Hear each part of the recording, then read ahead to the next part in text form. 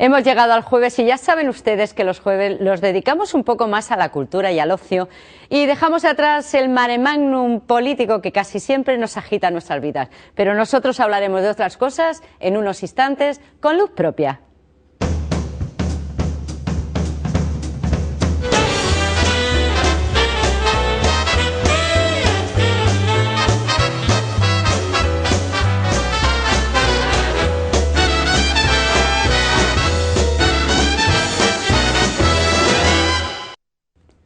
Muy buenas noches y bienvenidos un día más. Les agradecemos como siempre que estén al otro lado de la pantalla y en sus casas prestándonos atención. Para nosotros es un placer cada día estar con todos ustedes. Y nosotros comenzamos este programa del jueves un poco más relajado y con la noticia del día.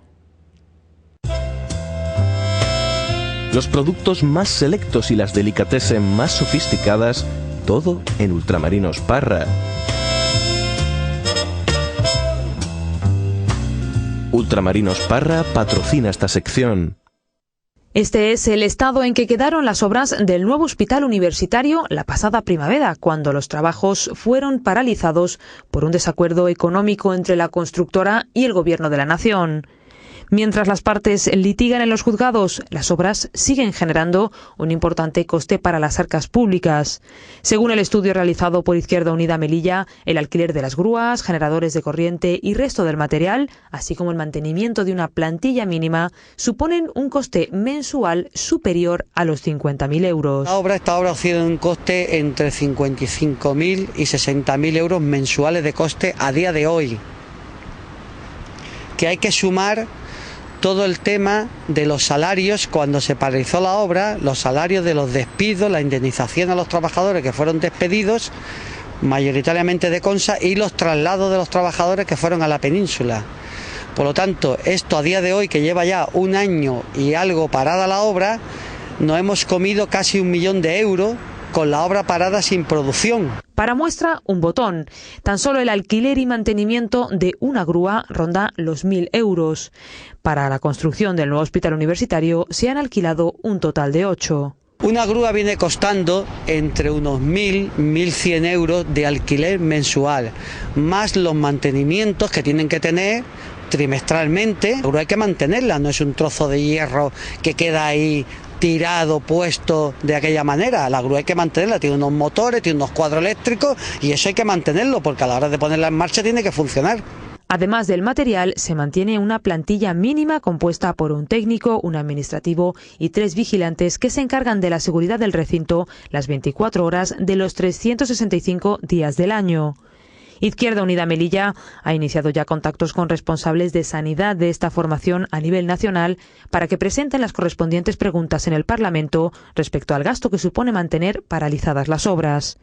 Y es que, para Quero, resulta paradójico que la cuantía en litigio ronde los 3 millones de euros cuando ya llevan gastado 1 desde que pararon los trabajos, sin tener en cuenta, dice, la urgencia de un hospital de este tipo para atender la creciente demanda que soporta Melilla.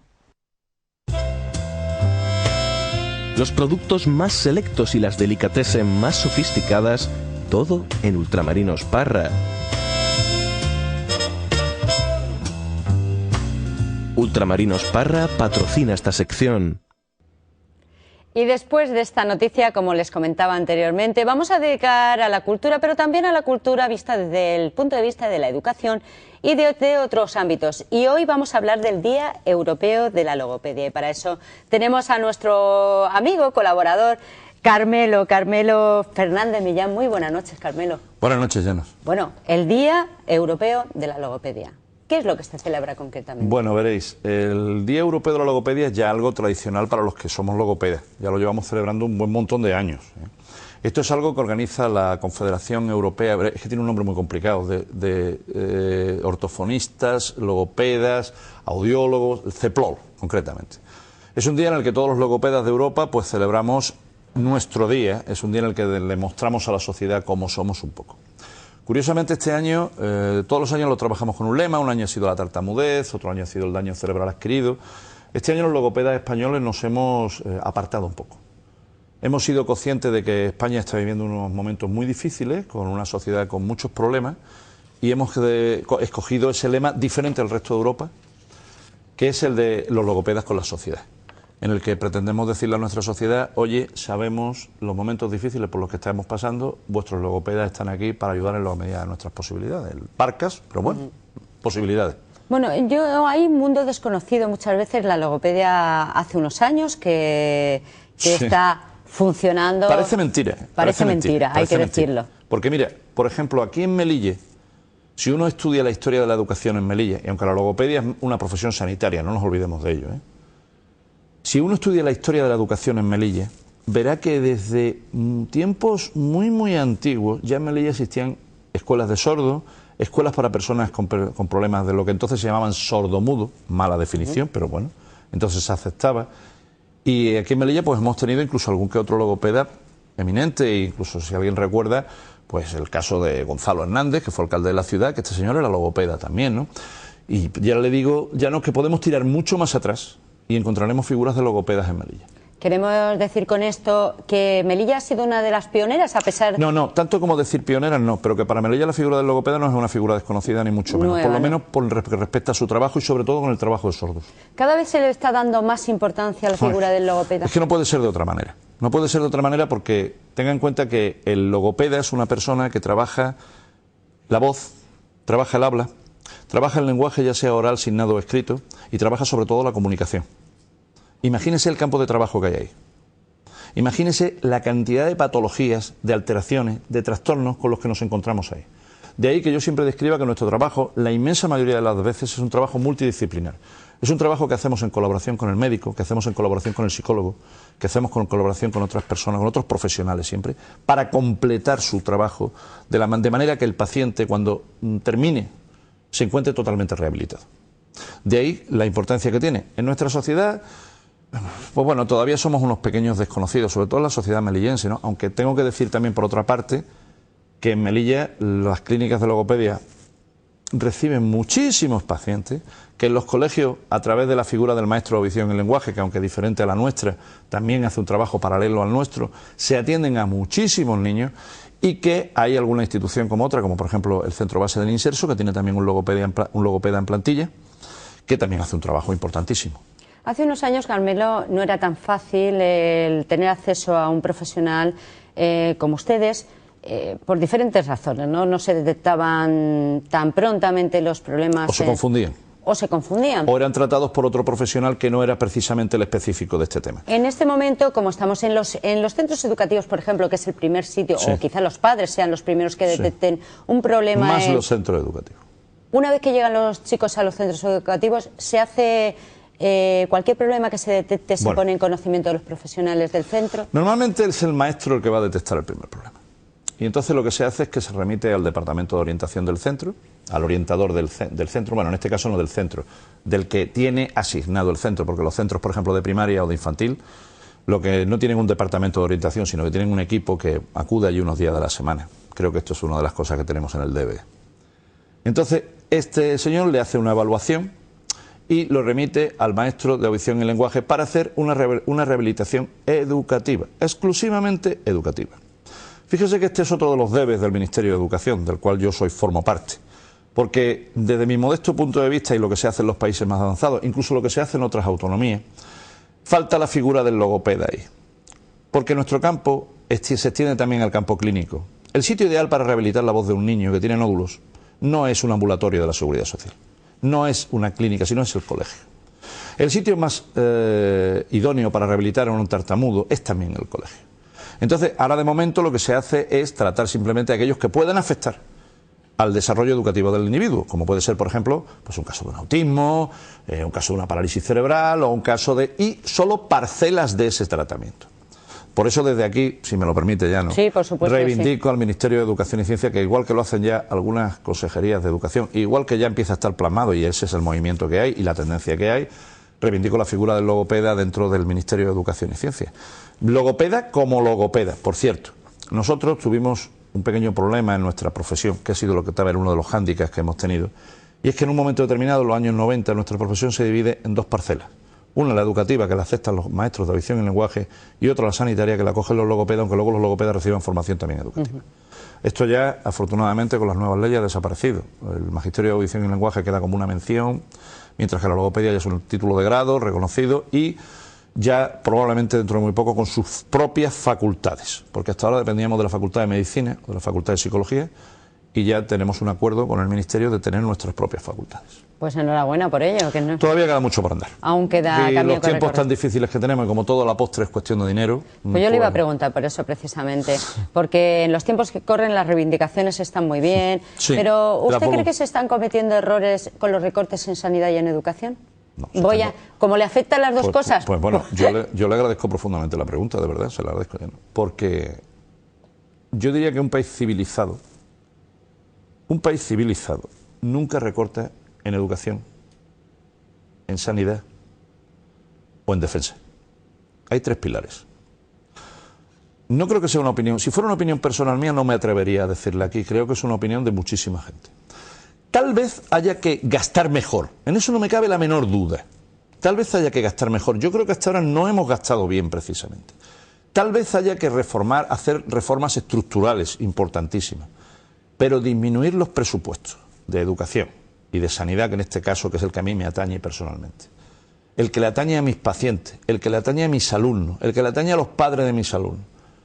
Cuando hay tanto en lo que a todas luces no se está gastando sin control, o malgastando, o malversando, o vamos a utilizar ya la palabra más grande que podamos encontrar dentro del respeto que debemos a toda institución o persona, pues a mí me parece un error gravísimo, que pagaremos con el tiempo. Actualmente, porque esto, discúlpeme, Llano, no es una cosa que vamos a pagar mañana, ni pasado, lo vamos a pagar con el tiempo.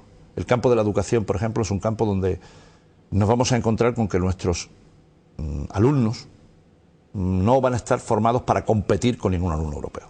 Eso es una realidad que creo que a todas luces se presta, ¿no? Pero en fin, yo preferiría... Vamos a venir de nuevo, pero también tocando el tema económico, porque usted como profesional detectará si en alguno de los casos que acuden a usted no pueden hacer un tratamiento adecuado por falta de recursos económicos y que la Administración pues no está por la labor. Altura. Sí, no está a la altura. Usted bueno, lo ha dicho. Pues mire, nosotros detectar exactamente que no podamos hacer el tratamiento lo hacemos.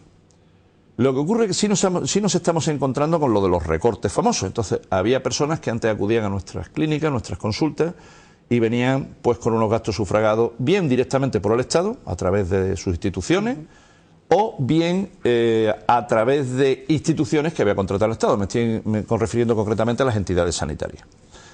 Hoy día nos estamos encontrando con que cada día más tropezamos con esto, con que se están recortando determinadas patologías, con que nos están poniendo pegas, que si más informes, que si más inspecciones, que si más... Yo no tengo, ni creo que ninguno de los logopedas melillenses, en absoluto, pongo la mano en el fuego por ello, inconveniente que nos hagan todas las inspecciones, que nos pidan todos los papeles y todos los informes que hay. Lo que sí me da muchas veces pena es de comprobar como una patología que se trataba antes a una persona que está clarísimo que la tiene, porque vamos, si usted va y está viendo que es una persona con 15 años, que el médico está afirmando que tiene que tiene unos nódulos o unas alteraciones en la voz importantes, y usted está viendo a esa persona que no le puede ni hablar, pues ¿qué más necesidad tiene usted de pedir más informes? Entonces se están poniendo pegas, hasta tal punto que a veces hay que llegar al enfrentamiento, no por nuestra parte, sino por parte de los pacientes, a la demanda, a acudir a determinadas instituciones a decir, oiga, mire, me están engañando.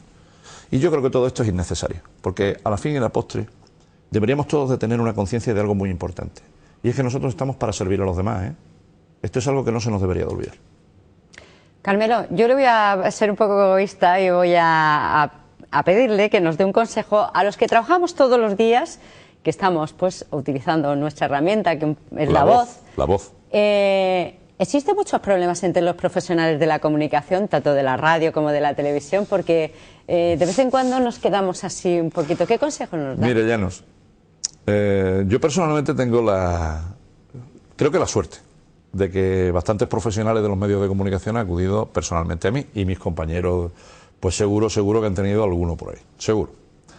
Yo siempre el primer consejo que le doy, tanto a los profesionales de la voz de los medios de comunicación, como a los profesionales de la voz de la docencia, como a los profesionales de la voz del canto, como a los profesionales de la voz de lo que sea, lo primero que deben de ustedes de tener es un respeto por su voz. Y me voy a explicar. Sí, explíquese por qué. Mire, si usted tiene un pequeño esguince, probablemente a usted no se le ocurra ponerse a correr por la playa. Pero cuando usted tiene una disfonía que además es reiterada, pues yo observo muchas veces que no tienen el menor inconveniente en seguir hablando, en seguir esforzando la voz. ¿Qué le voy a contar ahora con los decentes que si piden la baja les descuentan del sueldo? A todos, ¿eh? ¿Qué le voy a contar de los medios de comunicación que ustedes dicen es que tengo que hacer el programa como sea y entonces, bueno, pues fuerzan ustedes su voz más, etcétera, etcétera, etcétera? Pues esa es una realidad. Deberíamos de tener muchísimo más respeto por la voz del que tenemos, empezando por nosotros mismos. Ese es el mejor consejo y el primero que le doy siempre a cualquier persona que tenga un problema de voz. El segundo consejo que le doy es que lo mismo que ustedes se preparan, estudien, pasan horas para hacer mejor su trabajo, porque no estudian y preparan, fíjense un poquito simplemente su voz. Es muy fácil educar la voz y además es muy agradecida. Cualquier pequeña reeducación de la voz es agradecidísima. Nosotros ahora mismo estamos viendo una experiencia a través del Ministerio de Educación, del Centro de Profesores y Recursos, con un grupo de profesores a los que estamos entrenando en ello y tal. Y una de las cosas que más nos cuentan es, antes no me daba yo cuenta de estos excesos, ahora soy consciente. Simplemente esa toma de conciencia ya nos va a permitir inmediatamente rectificar. Luego, la voz es algo muy plástico. Hombre, todos quisiéramos tener la voz, por poner un ejemplo, de Iñaki Gabilondo o de Rosa María Mateo. Hombre, la verdad que yo con la voz de Iñaki Gabilondo no quedaría muy bien. No, usted no, quedaría bastante mal. Además, yo creo que Llanos, la mejor voz que puede tener es la voz que tiene Llanos. Muchas gracias. Pero... No, se lo digo sinceramente. En cierta ocasión, mire, yo puedo contar una anécdota porque me ocurrió hace muchísimos años y no le atañe a ninguno de los políticos presentes. En una campaña electoral me apareció por mi clínica un político y me dijo, mire, es que yo quiero mejorar mi voz. Este señor tenía una voz que daba pena, la verdad. Y entonces yo le dije, bueno, pues mire usted tal, y me dijo, no, es que yo quiero tener una voz como la suya. Y yo le dije, no, mire, los cursos de Fátima los tengo pendientes, los de Lourdes no los voy a hacer y los de los Milagros no es imposible hacerlo. Yo puedo conseguir que usted tenga la mejor voz de fulano de tal. No era un político de ninguna de las representaciones que hay actualmente en la ciudad. Sí, por eso no puedo hablarlo sin menor... Bueno, hay alguno que también debería mejorar, tengo que decirle. Muchísimo, muchísimo. Porque algunas veces oímos a los representantes públicos... Y no tanto la voz, sino el habla. ¿Y lo que dice? Y el lenguaje, pues bueno, yo no voy a entrar, si me lo permite, ya no, nosotros somos observadores. En lo que dicen, ¿no? Sino en cómo lo dicen.